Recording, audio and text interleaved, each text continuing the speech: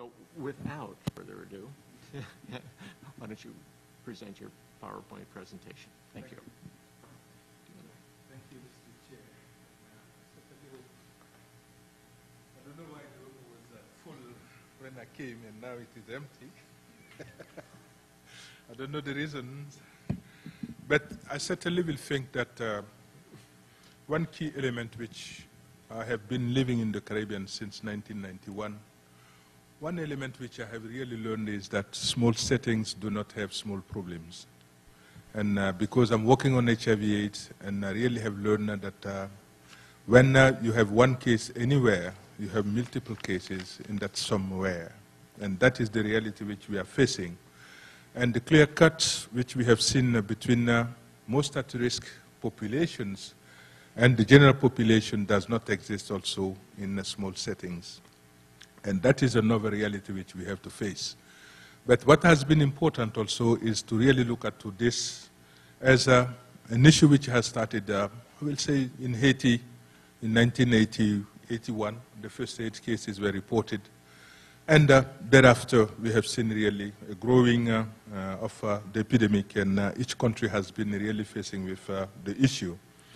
And what has really been the UN's response has been, I will say, at more or less three important steps. The first step was information, the second step was understanding, and the third step was action. And WHO has really pushed as much as possible on those steps to really make sure that the world is informed and the world understands and the world knows what is going on with this epidemic. But after that, those first steps, there was another step which was the UNAIDS step where the UN came together to really develop one joint program and then stay behind the countries and support them as much as possible. And I will focus very much my presentation on those that second step, and which has been certainly from my view very much in terms of lessons learned and very much strong in terms of what we have learned in responding to the epidemic in this region as well as in the rest of the world. What has been the reality is we are in this region now the most affected, and compared to Latin America as well as North America, almost our prevalence rate is the double of those two regions. And if you look at our HIV prevalence in the general population, it is varying between the lowest level in Cuba to the highest level in the Bahamas, with 3% of the population living with HIV. And certainly the majority, if you look at those 10 countries, the majority are really between 2 and 3%. And we are between 1 and 2 in the remaining countries, with the exception of Cuba. And if you take the number of people living with HIV/AIDS in 2007, as estimated by WHO and UNAIDS, almost 82% of our people living with HIV/AIDS are in Haiti, the Dominican Republic, and Jamaica. Those are the three countries which have really the bulk of the problem. However, as I have said, and that is very important, and sometimes when I was listening to the previous panel, discussions were there. The problem is, if you have a small problem in a small setting, it means you have a small number of people who can take care of that problem. And the human resources issues is critical. That means simply that even in a country like Belize, with 3,600 people living with HIV/AIDS, the issue is a serious issue. And what about the sex distribution? We see that there is an increasing cases among females. However, male remain the predominantly affected sex. And if you look at two countries, there is a serious differentiation between countries, where we have, for example, in the Bahamas, 74% of cases among males, and compare, for example, to Guyana, where we have only 41% among the males. But in Jamaica, we have 71%, as well as in Cuba, meaning simply that the region has a very different picture when we consider the case-by-case basis at country level. What is important also is to keep in mind that the most vulnerable populations are certainly disproportionately affected by this epidemic. And the case is among female sex workers in 5 countries where the HIV prevalence, for example, in Suriname is 2.4 in the general population, but it is 24% in the female sex workers. And that is a clear indication that those populations are certainly not getting maybe the attention which they need. And if we look at men who have sex with men, we have the same scenario where, for example, in Jamaica, the adult prevalence is 1.6, while the prevalence among men who have sex with men is 32%. And that is certainly another example that certainly the most vulnerables are not getting the most attention. A problem may be of governance, a problem may be of laws, a problem may be, but I will come back on that.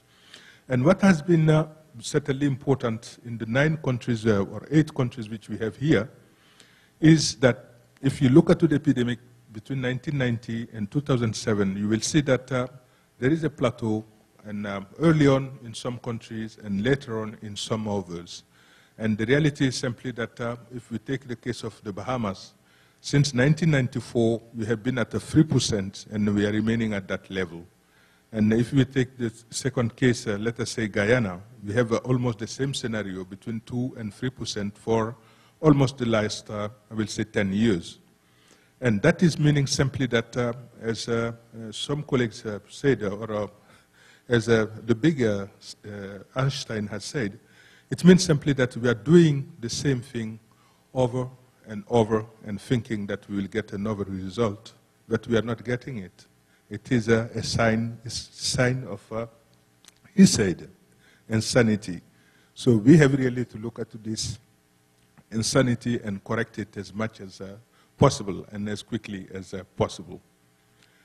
There is only one country which is showing still a growing epidemic since 1990 to 2007, and that is Suriname, which is really a country where clearly we have not been able to really get a good grasp on the epidemic in that country, and where also, I have to admit it, the UN's presence is very, very weak, because we have only one office, and that is the PAHO office, and the PAHO WHO office, and the remaining is really small offices which are really not representative at the strongest level. The prevalence among pregnant women, stabilization, but again at 3% in the Bahamas, a decline in Guyana from I will say from 2000 to 2006, where there is certainly, I will say, some improvement, but still it is between 1 and 2. And in Trinidad and Tobago, a stabilization again, but still between 1 and 2%.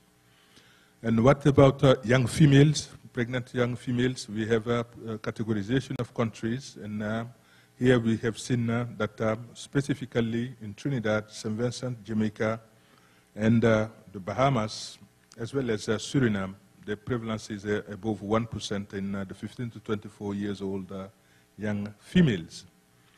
And what about prisoners? The prevalence varied between countries. Another group which we have to pay attention to, between 2% and 5%. And the last one, the 5% is observed in Guyana, and the 2% in St. Lucia as well as in the Bahamas. And meaning simply that our prison population certainly needs some attention. Our TB patients, again, HIV prevalence among TB patients is very, very high. And certainly TB constitutes a major cause of death among our people living with HIV. And what has been the impact of HIV in this region?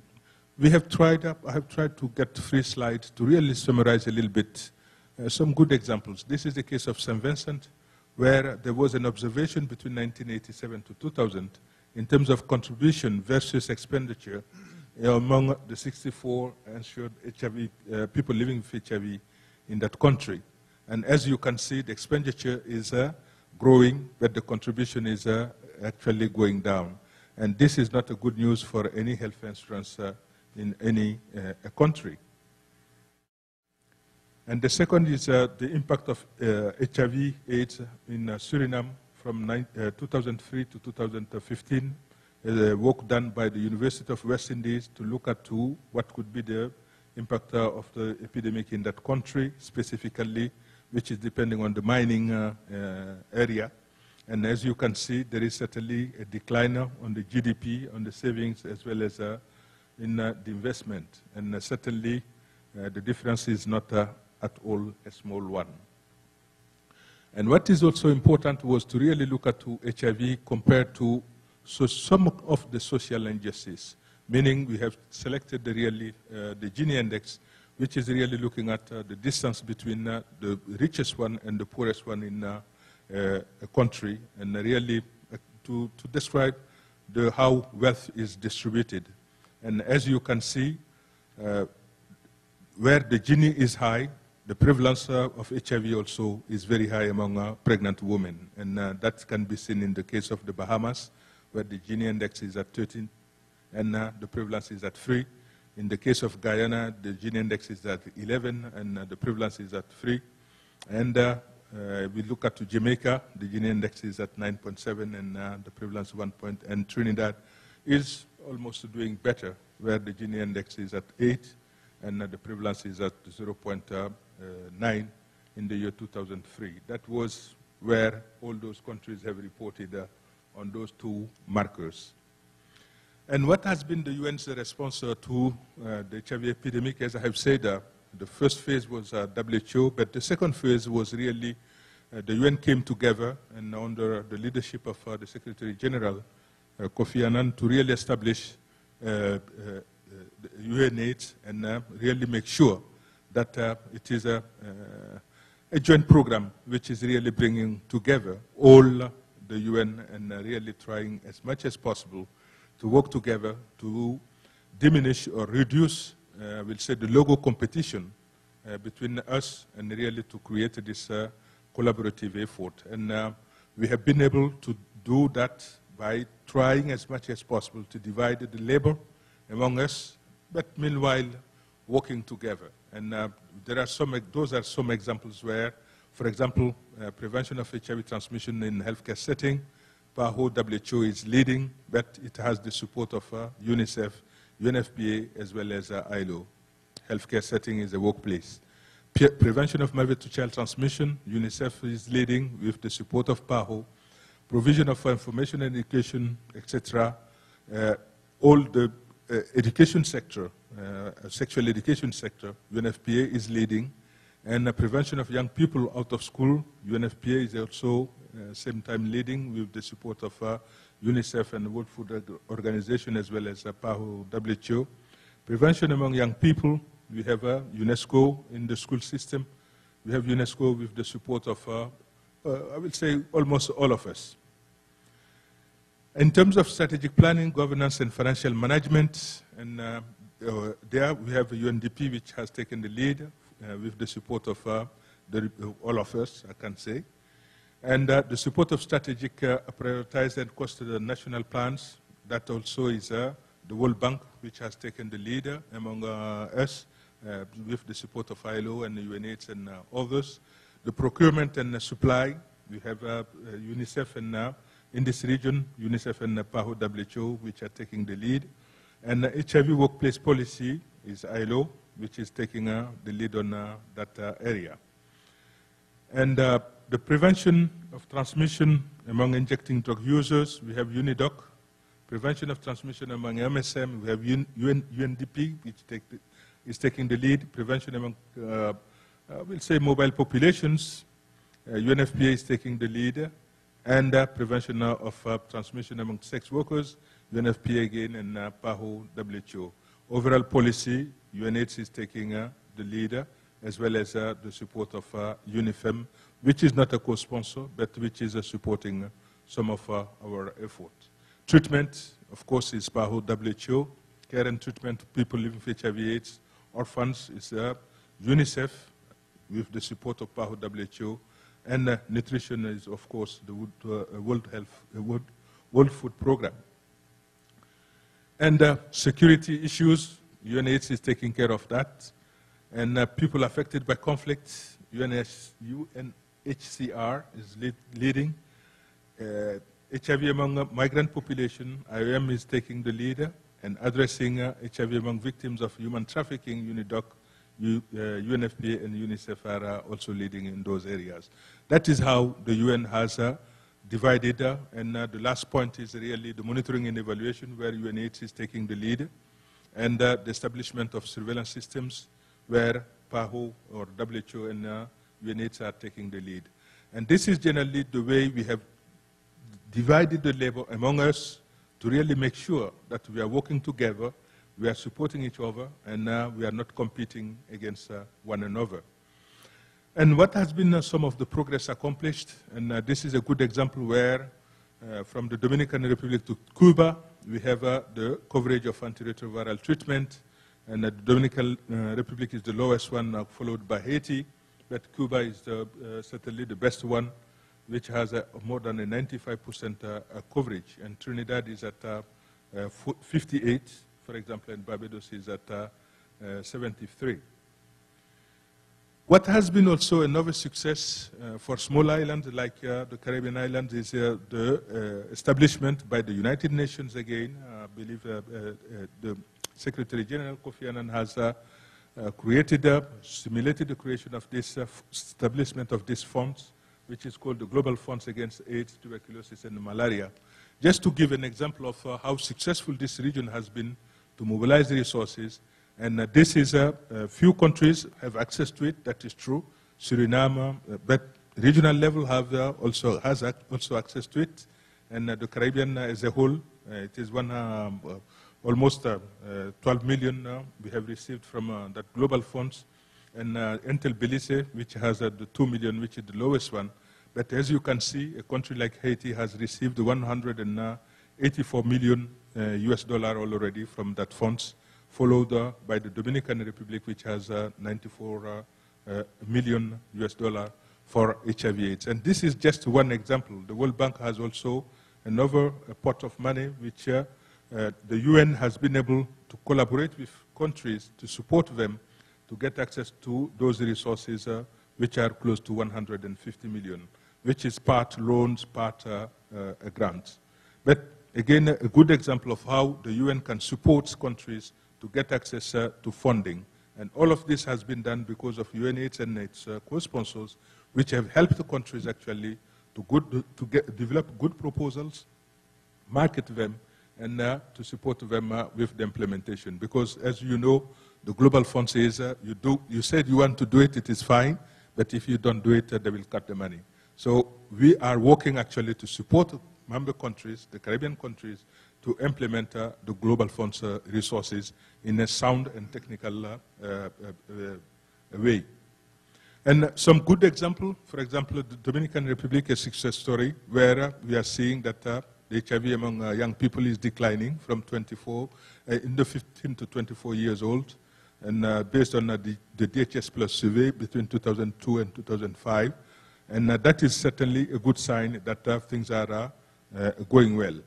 But still, if we consider females and males, as you can see, the green is coming up, meaning really that females are still most at risk.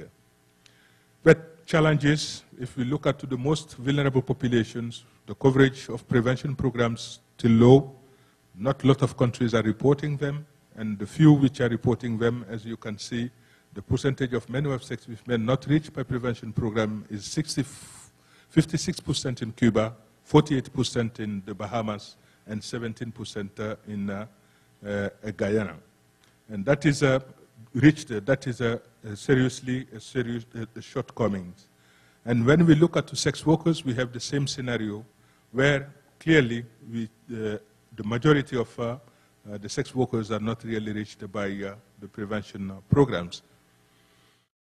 And what is the conclusion? The conclusion is certainly that the Caribbean has accomplished some success in the treatment and prevention of mother-to-child transmission. We are hoping by 2015 to eliminate virtually HIV among children. And the political will is there. The resource mobilization has been successful, and the multi-sectoral involvement has been very useful through of course, a free ones mechanism which is promoted by UNAIDS and its co-sponsors. However, still too many people are dying of HIV, 14,000 in 2007. Too many new infections are taking place in the Caribbean, 20,000 in 2007. The Caribbean need really to scale up public health interventions, specifically the prevention targeting the most vulnerable populations. And there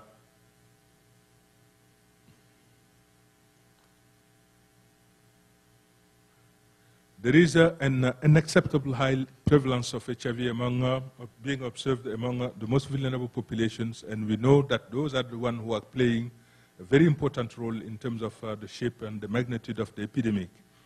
Repealing of those criminal laws that hinder implementation of health policies to improve access to HIV services and programs by the most vulnerable population is really a must.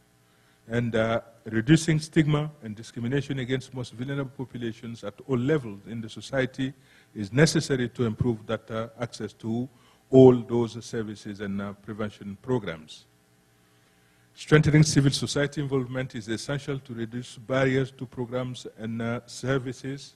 Human rights-based approach to HIV response is essential and should be accompanied by the public health approach, the promotion of sociocultural tolerance, and supportive environment to reduce homophobia and other forms of discrimination, and a meaningful involvement of the most vulnerable population groups in the development and implementation of national and regional responses to HIV is certainly essential.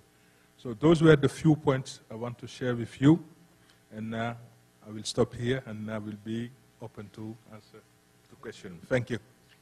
Well, thank you, Bilali, particularly for those of us who don't live and breathe the Caribbean. The presentation of the differences among countries and the nature of the problem was really especially useful. Yes, thank you. Just a few words of background. I'm a political scientist, so I approach this from a slightly different perspective. And when I say we, I point to Roger Code here, and I and Lee Gordinker and a Swedish colleague of mine called Peter Söderholm wrote a book years ago about international cooperation in response to AIDS, where we covered the early years from the WHO Global Program on AIDS until the creation and the agreement on establishing UNAIDS. I'm coming back to the subject area now within the context of a different research, a larger research program which deals with various ways of getting transnational actors, non-governmental actors into global governance in various areas. AIDS is a very pertinent case. It's almost as close as we come to an experimental situation as social scientists, because so much is going on and so many different forms of organization and governance are tried out in this field. And we are in particular interested in the emergence of various forms of public-private partnerships. Well, the interface and the diffuse borderline between public and private are prominent in the issue area of global public health. I mean, on the one hand, health has usually been regarded as a global public good whose delivery is the responsibility of governments or intergovernmental organizations. On the other hand, we have transnational pharmaceutical corporations, civil society actors that are today important contributors to the provision of this public good.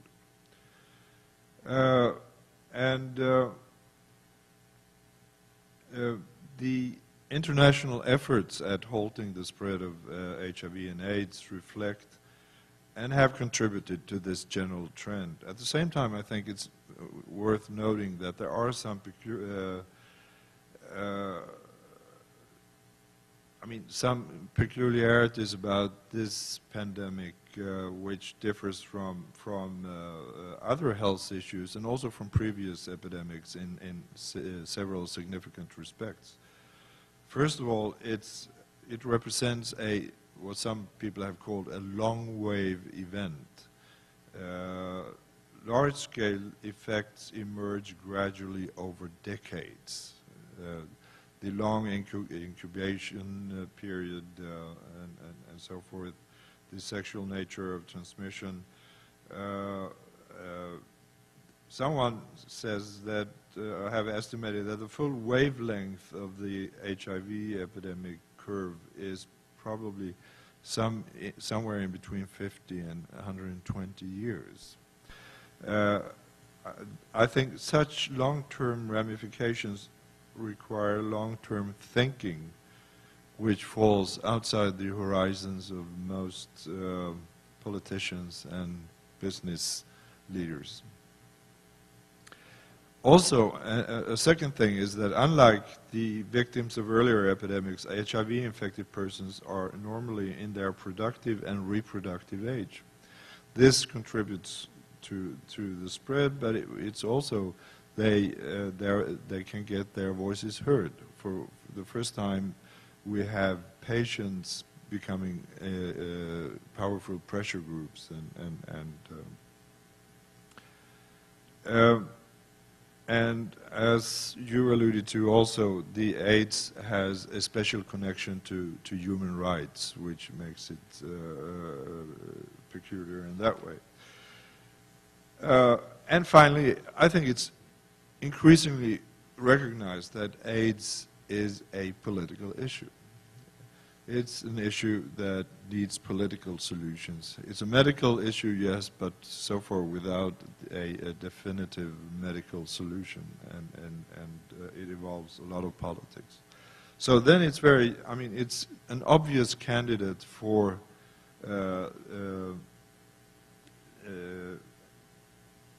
public-private partnerships. I mean, it's amenable to cooperation and conflict among a wide variety of actors at all levels.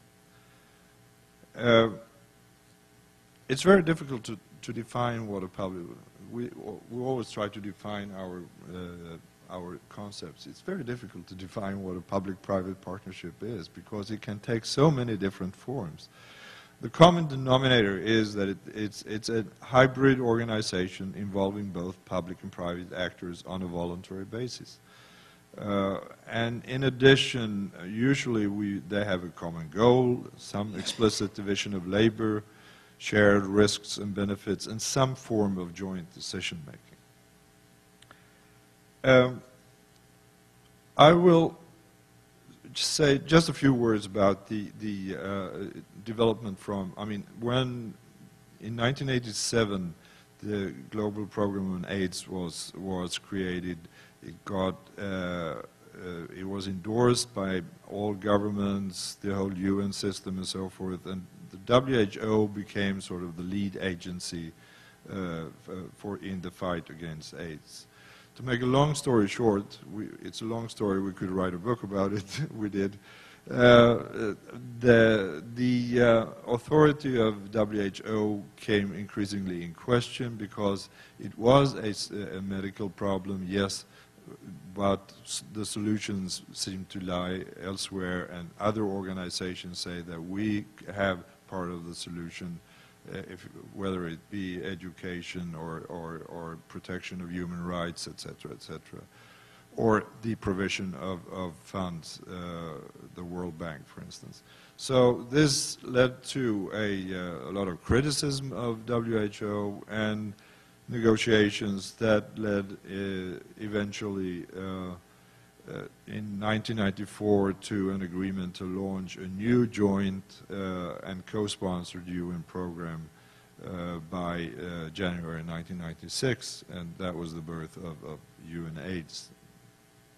And UNAIDS has, as you probably know, a number of UN agencies as founding partners. In addition, There are representatives of governments from all geographical regions and 5 NGO representatives, including associations of people living with HIV and AIDS. These are all represented on the program coordinating board. And you could say that UNAIDS was really the first public-private partnership in this area. Around the turn of the century, I think also UNAIDS started to build a solid base of scientific studies of HIV prevalence and of successful AIDS programs like we've seen here. And they contribute to renewing a global interest in the pandemic around the turn of the century. There was, in January the year 2000, the UN Security Council for the first time debated AIDS as a global security threat. In July the same year, at the GA summit in Okinawa, they adopted the Okinawa Infectious Diseases Initiative, identifying AIDS as a formidable challenge for global development. And then, as you know, the combat of AIDS is also in the Millennium Development Goals. And in June 2001, the UN General Assembly held a special session on HIV/AIDS, UN, or UNGAS, which adopted a declaration and so on. But it was the first time such a session had been convened to discuss a health issue, actually. One thing that was the result of UNGAS was a commitment to set up a global trust fund, as suggested by UN Secretary General Kofi Annan at the African Summit that year.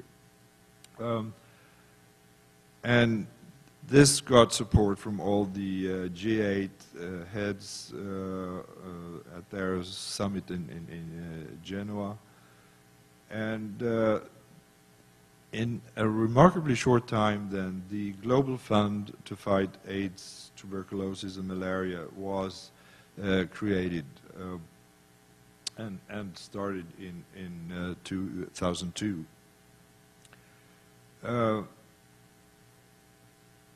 It's a grant-making organization, funding proposals following a technical review, and as we heard, continued support is tied to performance. I'll come back to the governance structure because they're interesting in these two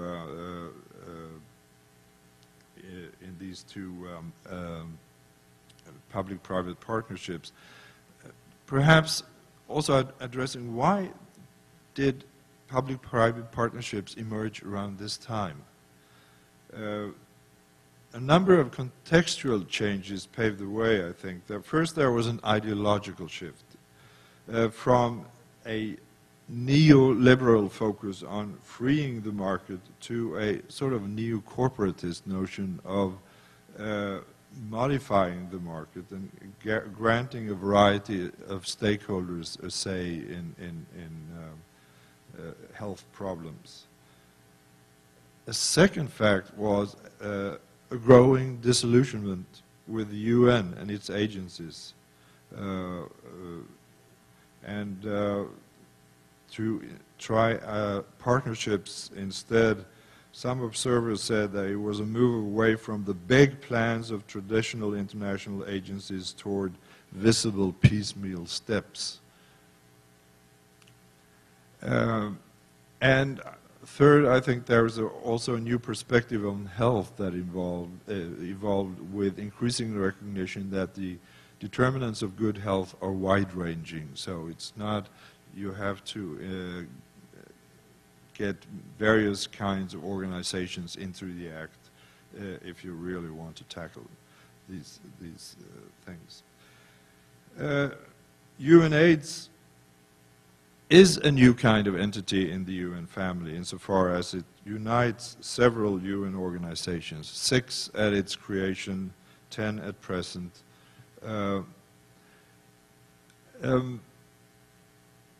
It was decided that UNAIDS would not be a funding agency, but was to have a more pronounced advocacy role.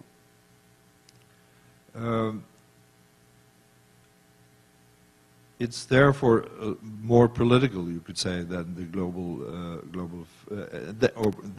than the WHO global program on AIDS was, where there was very much a focus on transfer from the rich to of resources from the rich to the poor.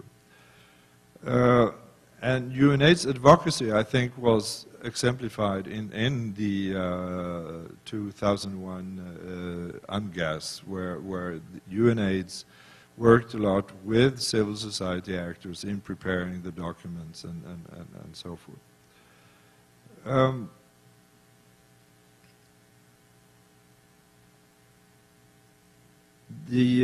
And also the new thing was that NGOs were allowed into the formal decision-making body. 5 representatives, 5 alternates, including, as I said, associations of people living with AIDS, representing Africa, Asia Pacific, Europe, Latin America, and the Caribbean, and North America. But these delegates have a non-voting status. The Global Fund is a different beast. Here, I mean, they have a very interesting composition. The hybrid character of the Global Fund is reflected in the composition of the board. It has 5 types of constituencies: donor states, recipient states, civil society, the private sector, and bilateral or multilateral agencies. These are sorted into 2 voting groups, 1 donor group and 1 recipient group, as well as 1 non-voting group. So 8 representatives from the industrialized states and 2 representatives from the private sector, 1 from a company, 1 from a foundation, constitute the donor group. In the recipient group are 7 representatives from developing states, 3 civil society representatives, 1 from the north, 1 from the south, 1 from affected communities, as the term is. The non-voting group, interestingly, consists of 3 intergovernmental organizational representatives from WHO, UNAIDS, and the World Bank. So here, the UN agencies have non-voting status. And it was, I mean, it was very central at the creation of the Global Fund that it would not be a member of the UN family. And that was the opinion of some of the stronger states that it would remain outside the UN family, which was considered as less efficient. Interestingly also, as a global public-private partnership, the Global Fund tries to encourage similar consensus building and dialogues between civil society, the private sector, and government representatives in the applicant countries. To apply for grants, a country must set up a country coordinating mechanism, or CCM, composed of representatives from government, NGOs, multilateral and bilateral donor agencies, and business. And this is regarded as an essential structure of the fund's architecture because it's designed to reflect its commitment to local ownership, recipient-driven strategies, and broad participation. Okay, these take different forms in different countries. These CCM structures have typically run into a number of problems. They tend to be government-dominated. with token civil society representation. Even when formal representation is given to civil society, very often they cannot take full advantage of that because of lack of resources and so forth. So very often, because of limited resources and capacities, many of these CCMs seek outside assistance from international organizations, such as WHO, UNAIDS, and the World Bank. So here you have experts from these international organizations helping the CCMs to write applications to the Global Fund. So much for local ownership.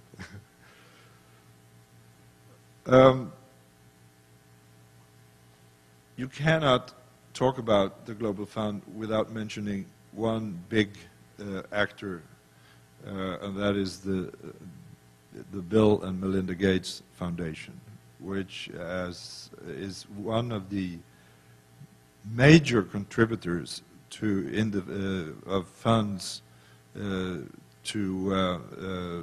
developing countries on global health generally and AIDS in particular. And of course, they have a seat on the Global Fund, as they do on many other public-private partnerships in this area. And they are influential actors, definitely. Not only because of the magnitude of their grants, but also by virtue of their less bureaucratic, hands-on management style, and their concern to bring new technology to developing countries. And this also makes them more attractive to the main proprietors of new technology, the big pharma, the big pharmaceutical companies. So they are probably a useful link between, say, civil society, governments, and the business sector. Trusted somehow. I think they have legitimacy in all quarters in a way. So important actors. Now, there are a number of questions, and of course that's what we do as political scientists. We look at these governance structures and we say, okay, are there some problems here? There are a number of legitimacy questions involved, and I'll just say a few words about that in conclusion. I mean, usually when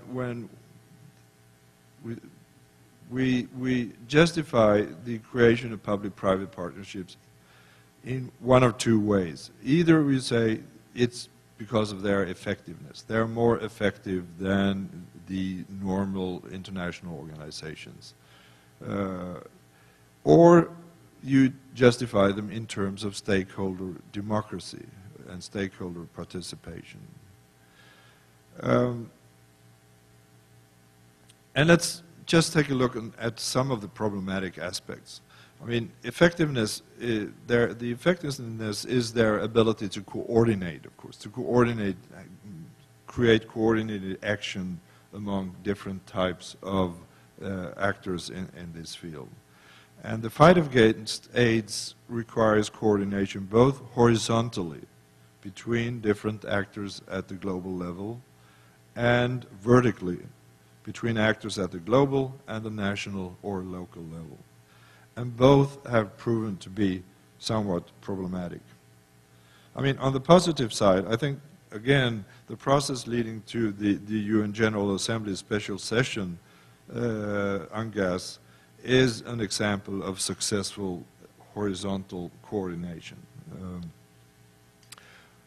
On the other hand, I mean, UNAIDS was designed to coordinate UN agencies, yet its co-sponsors have continued to conduct their own policies, their own programs, and correct me if I'm wrong, but I can see that they have surrendered much of their autonomy, and duplication and rivalry do persist.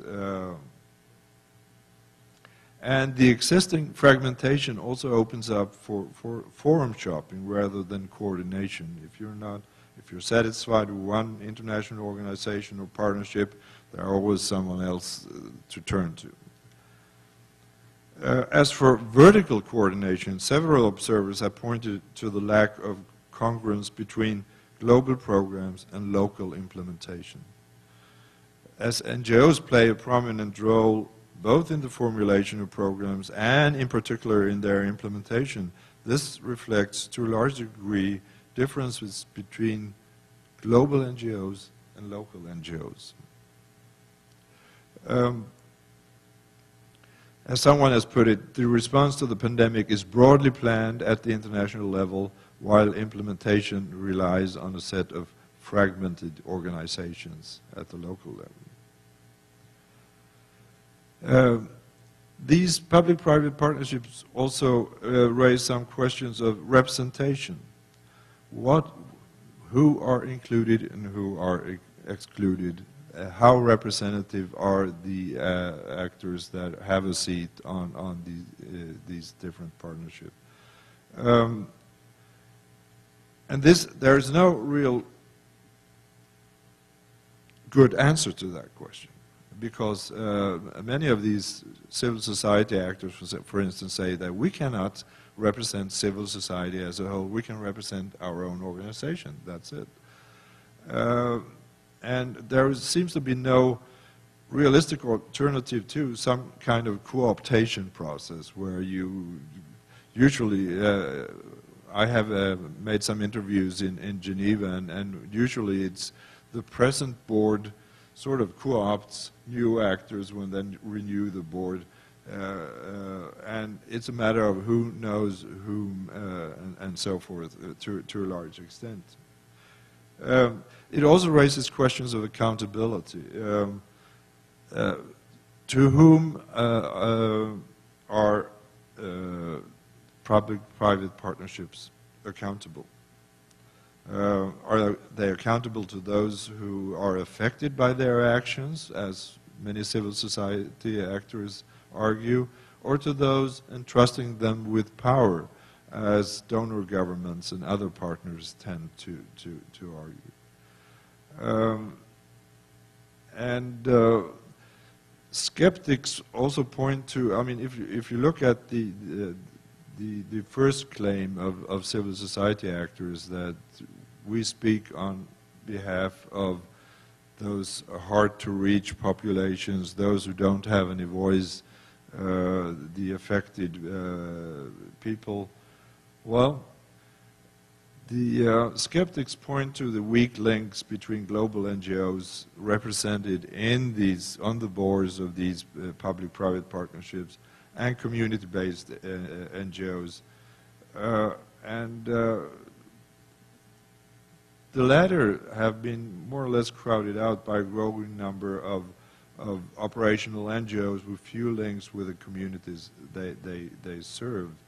And NGOs, as they are then very active in the implementation of handing out funds and so forth, they become more accountable to donors than to the affected communities in certain ways.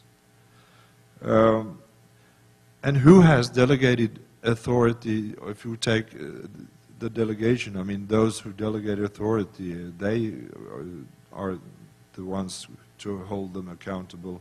Who delegated authority to the Global Fund and other private partnerships? And who should then hold them accountable? All the different partners?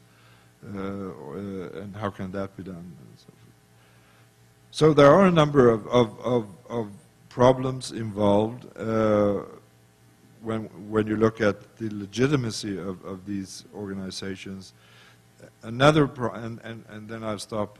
I've gone over my time, but the one impression when you look out at the field today is that there are a growing number of public-private partnerships, and there is a danger of fragmentation and duplication in the area, and you addressed that. You said that at the local level you try to find to cooperate rather than have separate programs and so forth. But there is this danger, definitely. Thank you.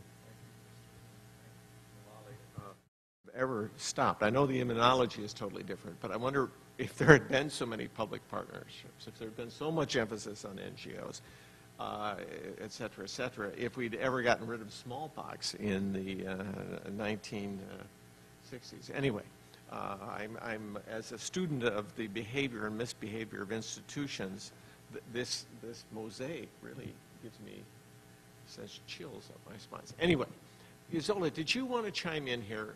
No. Okay. Folks, the floor is yours. Yes. You know, if you guys were up front, I wouldn't have to pass you the microphone. But if you're going to stay in the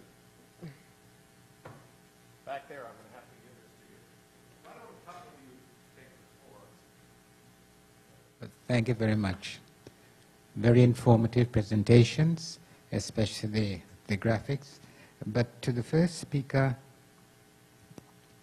I was wondering, when you indicated that there's such a low incidence in Cuba compared with some of the other Caribbean countries with which it has so much in common, and particularly with the Dominican Republic, which is almost an identical country, what have you learned from this comparison to be able to help some of the countries like Suriname and Bahamas to reduce the high rate of HIV and AIDS? And to the other gentleman, you talked about the pharmaceuticals, the pharmaceutical companies. Now, the way I understand it, bringing down the cost of the appropriate medicine is one of the most effective ways, bringing medicine to the poor. How did the Bill Gates Foundation work in collaboration? What's the connection between the two? What's the relationship? Because the Bill Gates Foundation is a non-profit, and all the pharmaceuticals are for-profit. How did that synergy work between both of them? So there's two questions. Why don't you start?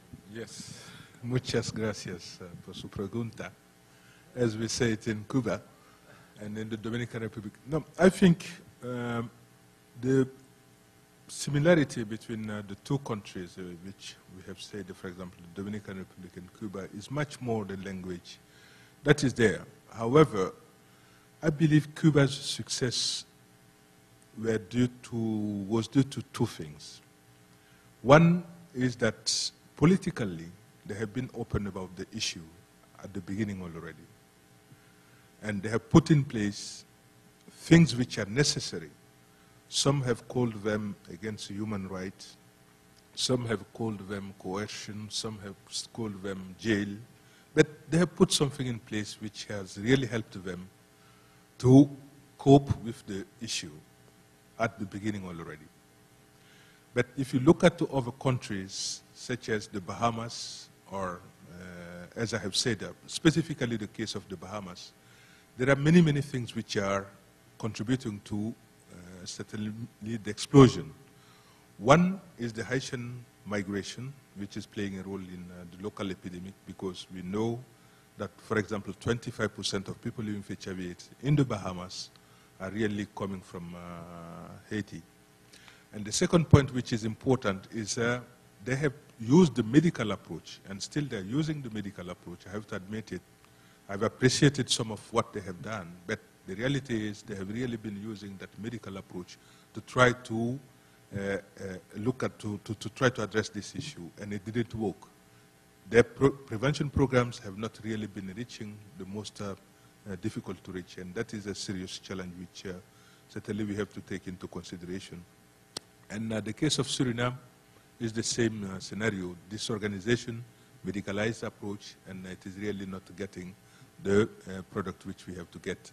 However, before giving the microphone to my colleague, I would like to say that one of the contributions which UNH has had also was really to negotiate, help countries to negotiate with WHO, to negotiate actually to get the price of antiretrovirals going down, and the 3x5 process has really helped us to move all over the place in the world to really increase the coverage in terms of treatment for people living with HIV/AIDS. And I think that has been a good catalyst between civil society, UN, to really make sure that they can put pressure on pharma to really bring the prices down. And that is certainly a success story which we have to mention. Yeah, I can just follow up on that because, I mean, one of the things that happened in the 1990s was the development of antiretroviral drugs, ARVs, that could prolong the life and make life more comfortable for infected persons. And the price of those were outrageously high. And the fight against Big Pharma was and it's a very long story, but it came part of the fight was carried out in the World Trade Organization because it fell under the TRIPS agreement, the agreement on intellectual property rights, and the big U.S. pharma had lobbied to have that included in the TRIPS agreement, and there was a lot of pressure on developing countries who were really against it. But that's a very long story. But what happened was, I mean, it was, first of all, there was a very good mobilization of NGOs around the world on the access movement. And UNAIDS had started its HIV drug access initiative. A number of NGOs, including Médecins Sans Frontières, they took some of the money that they got as a Nobel Peace Prize and started this access campaign, which was successful in the end, and it was also fought out locally, especially in South Africa and Brazil, where in South Africa the government had a bill to get forced licensing or whatever it's called, where you could go beyond the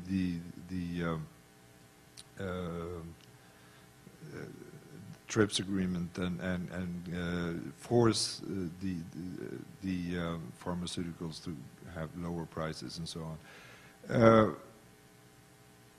In the end, I think this coordinated campaign from and at various levels, many actors managed to blame and shame the pharmaceuticals.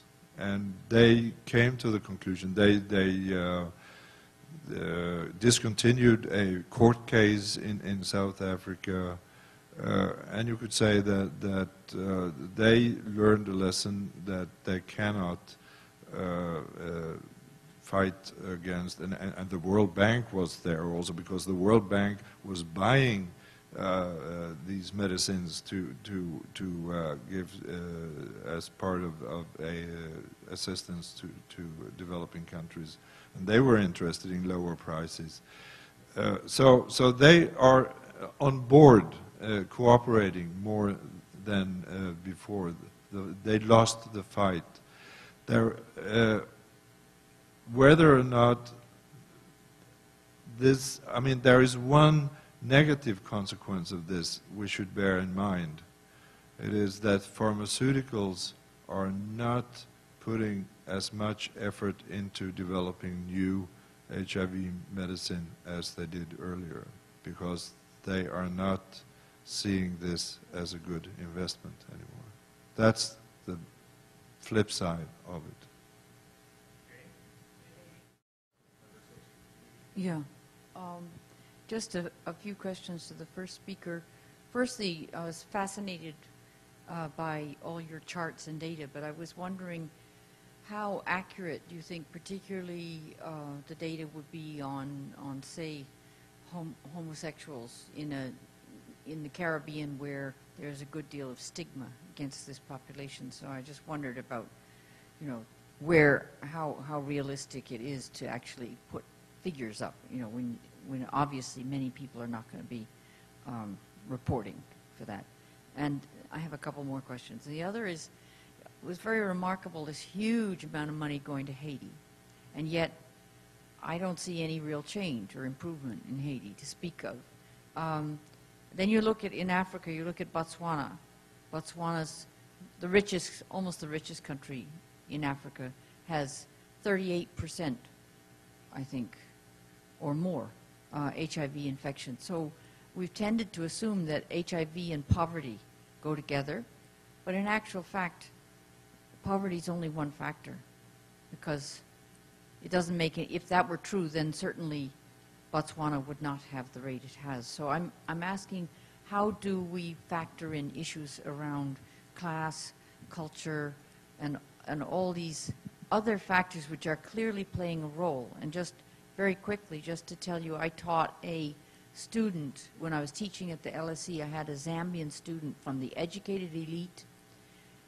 Her friends, this is a young woman, her friends made fun of her for worrying about getting HIV. These are educated, privileged elite Zambians saying, everybody gets HIV. Don't be such a spoilsport and worry about this. Okay, thank you. The first question is about the MSM issues. I think we have been able, or men who have sex with men, I understand very much it is a difficult issue in this region. However, the best way to work with somebody is to, the best way to know somebody is to work with that person. And generally, all the surveys which we have conducted have been conducted by the community itself, their involvement, their understanding of the methodology we want to use, and their application of that methodology. And generally speaking, recently I will say, in collaboration with the CDC, we were able to develop a novel methodology which slowly has brought us from the snowball sampling to, I will say, much more a probabilistic area, which is called the respondent-driven sampling. And it has really helped, for example, the last survey which we have done in the Dominican Republic, it has helped us to be able to reach out to 1,700 MSM selected on a probabilistic basis. So it is a challenge, but we are working on it to improve it as much as possible.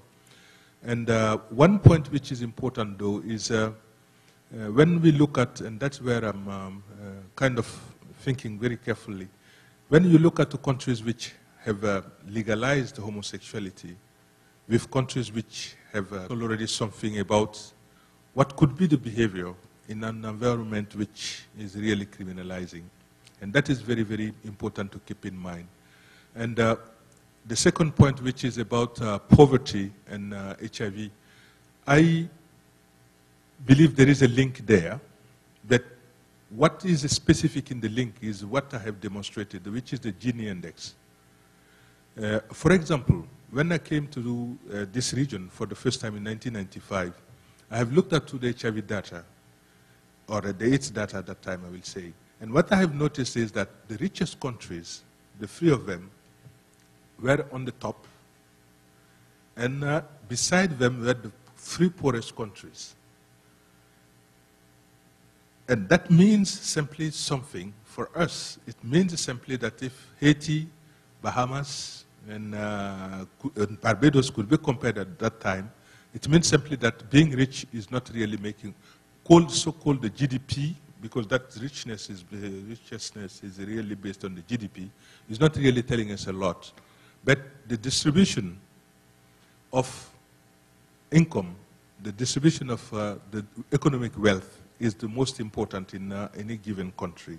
And that is really the point which we have really to get through to, even in a poor country, even if you have two poor countries, if you look at the Gini index within those countries, you will see really a difference. And generally that difference is tied to the vulnerability to malaria or tuberculosis or HIV. And that is one of the big markers which the World Bank and the UNAIDS are really promoting to really use and measure as much as possible. And in the case of Haiti, I will say yes, there is some improvement, because at the beginning we had a 6% prevalence rate among the general population, and now we have a 2.2%. And of course the measurements have improved, but clearly there is certainly an improvement in that area, that things are going well. However, what is important, and we have to make sure that we explain it, the big amount of money which is going to Haiti is managed by the big NGOs who are coming from the big countries, meaning the majority of the money is going back. It is not staying in Haiti. That means the structures which are supporting or supposed to support the national response to HIV are not existing in Haiti. The government does not exist in Haiti. So the public sector is almost dead. The reality is simply that, as I have said, those NGOs are doing work, and if you look at all of them, but the majority of them are really tied or are represented by the big NGOs coming from outside. As our people who were here were talking about how the big NGOs coming from outside and the local reality are different. They're coming, they're doing the work, they are reporting, but clearly nothing is staying when this supportive environment is not really there. Let's take one more question, please. Yeah, thank you. Well, this is really just an add-on to the question that was asked, and you've more or less answered some of the question is with regard to the amount of funds that is actually leaving. I've just come out of a program on HIV and AIDS where a significant percentage, we were underspent by a significant percentage. So I'm concerned about that and was looking for some possible reasons for that or ways of alleviating that problem, because I suspect it will happen again. But you've more or less given me an answer. Any pointers on what we can do towards that would be great. Roger. Take the mic. Wait, go ahead. We can't hear. Oh, I'm sorry. There was one acronym that, interestingly, didn't come up, PEPFAR, and it's one of the only bright lights I can find in the 8 years of a Bush administration. I'm just wondering if there's... What's it stand for? The President's Emergency Program for AIDS Relief. But it's really in terms of financing, but it's bilateral. It's almost all bilateral. I'm wondering whether in your work or whether in your research you're finding any evidence that the new administration will try to maneuver it to a much more multilateral perspective. My answer is no, because 2 weeks ago we were in St. Lucia planning for the PEPFAR 2, as we have called it, but it is remaining as, so far, it is remaining as it is. They are not really interested in getting it to multilateral area. The challenge which we have had in this region, at least, is that there are only 2 countries which were really part of PEPFAR. That is Haiti and Guyana. And we had a little amount of money, $250,000 US dollar, which the GAP, so-called the GAP, the Global AIDS Program of the CDC, was receiving at regional level. And, but it was mainly laboratory strengthening, which has worked well at CAREC. They have really been able to get a molecular laboratory with it. And, but for the rest, it was mainly for surveillance and strengthening of surveillance systems. But as a structure, I will say it is mainly country-focused, I will say, so far. And they have done a good job. We have really to say so. And in terms of reporting, we have to really say that, and that is one of the value added maybe to this process. That is, our colleague was talking about accountability.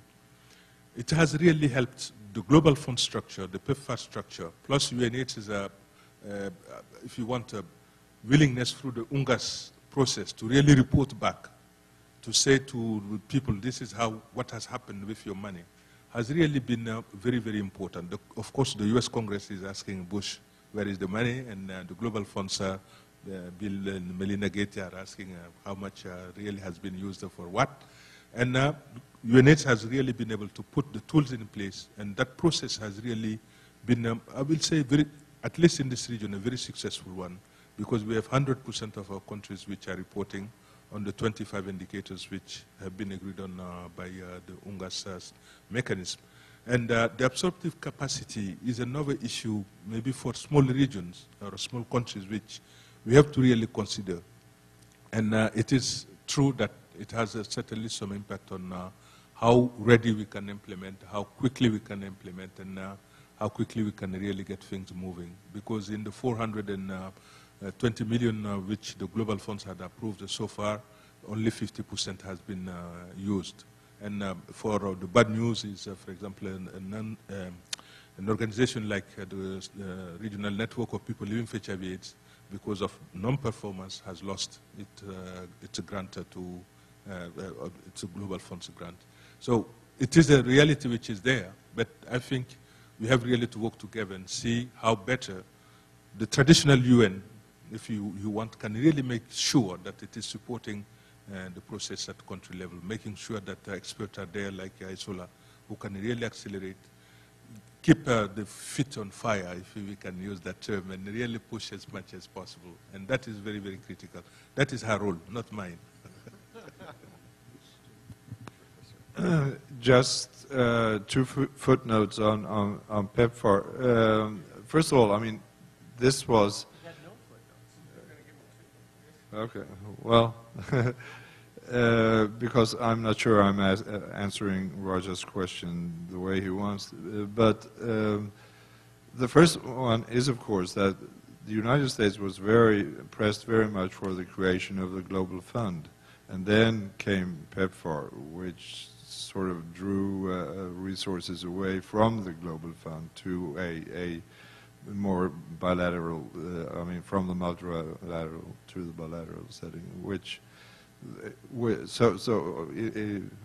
it's perhaps a case of forum shopping. But the other one is, if we see any change, I think there will be one change, and that is the use of faith-based organizations, which were very prominent, and you know which faith-based organizations I'm talking about under the Bush administration. I think we might see a change there in partnerships.